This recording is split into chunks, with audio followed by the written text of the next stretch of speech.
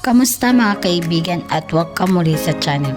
Ngayon, pag-uusapan natin ang isang natatanging panahon sa kalendaryo ng simbahan, ang panahon ng Ordinary Time. Magamat medyo kakaiba ang pangalan nito, may malalim itong kahulugan at tatalakayin din natin kung bakit ang panahon ng Ordinary Time ay may koneksyon sa mga panahon ng ating puso.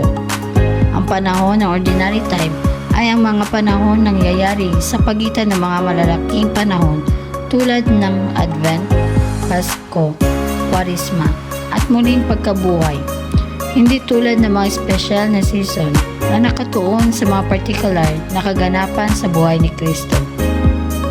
Ang panahon ng Ordinary Time, paglago at pagmuni-muni, isa itong pagkakataon upang isabuhay natin ang ating pananampalataya sa araw-araw na buhay. Sa panahon ng Ordinary Time, ang focus natin ay ang mga turo ni Jesus, pati na rin ang mga parabola na binanggit niya. Hindi ito nakatutok sa isang partikular na kaganapan tulad ng kanyang kapanganakan o muling pagkabuhay. Sa halip, ito ay tungkol sa kung paano natin isasabuhay ang kanyang mensahe sa araw-araw, sa mga simpleng akbang ng pagmamahal at paglilingkod. Paano nga ba nakakonekta ang panahon ng Ordinary Time sa mga panahon ng ating puso?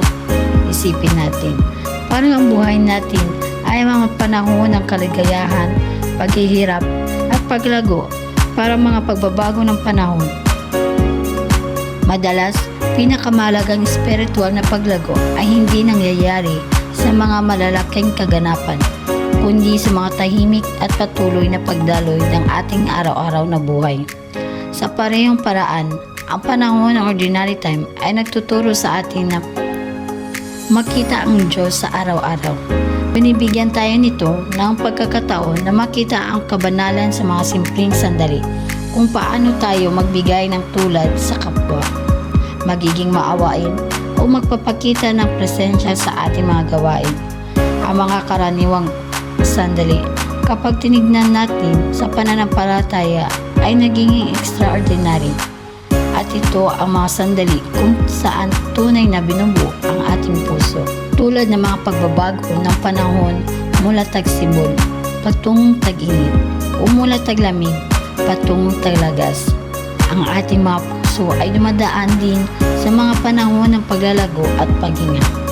Panahon ng Ordinary Time ay panahon ng paglago kung saan pinapayagan natin ang Diyos na kumilos sa ating buhay sa mga tahimik na sandali. Ito ang pagkakataon na magtanim tayo ng mas malalim na pagmamahal at malasakit tulad ng mga halaman at dahang-dahang lumalago sa ilalim ng lupa bago mabunga. Sana ang mga pagmuni-muni natin tungkol sa panahon ng Ordinary Time ay magbigay inspirasyon sa inyo na tignan ang inyong pang-araw-araw na buhay sa bagong pananaw. Sa bawat hakbang, sa bawat pagninilay, tandaan natin, ang Diyos ay naroroon sa bawat sandali.